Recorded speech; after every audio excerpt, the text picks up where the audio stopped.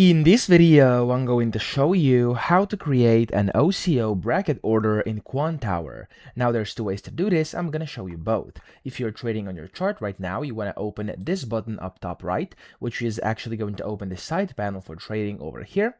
And then you want to go down, and of course you can set your quantity, your time in force, etc. And then over here it says brackets mode. So you can go and select simple or multi over here, and via this you can actually create a bracket order, okay? So if I do simple over here, I can click on stop loss, enable this, and set it over here. And then I can also click on TP over here to enable take profit, and that way I can get the brackets mode, or of course create an OCO bracket order.